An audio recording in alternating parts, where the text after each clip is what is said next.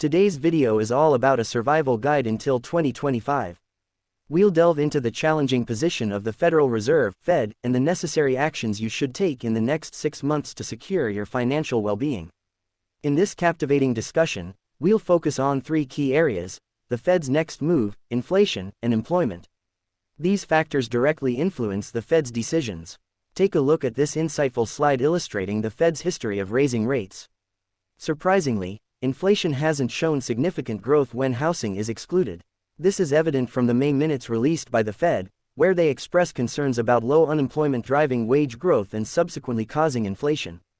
To gain valuable insights, keep an eye on the Fed's fund futures provided by the Chicago Mercantile Exchange. This tool predicts the probability of rate increases in the upcoming June and July meetings. Despite popular speculations about rate cuts, it is highly unlikely that the Fed will abruptly shift from aggressive rate hikes to cuts. If any changes occur, they might either maintain rates or raise them by a quarter point. This tool is particularly useful for real estate owners and investors, as it helps gauge the Fed's future actions. It's crucial not to rely on the expectation of a Fed rate cut this summer. As depicted in this slide, since September 2023, the probabilities indicate a nearly 67% chance of continued rate hikes. These 3 anticipated rate increases will significantly impact real estate prices, home buying affordability, and the rental market. It's important to note that the Fed aims to cool down housing, which plays a substantial role in the Consumer Price Index (CPI).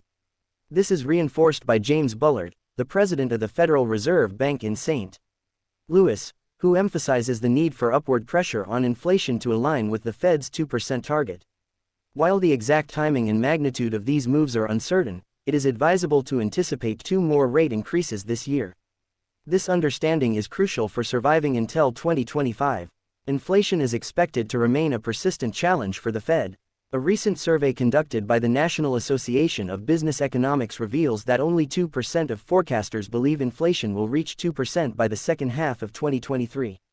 A majority of 59% believe it will take until 2025 or even longer for inflation to decline to the Fed's target level. This indicates that inflation will persist at higher levels for a more extended period, reinforcing the need to stay resilient until 2025. Now let's focus on an intriguing chart measuring inflation and wage growth.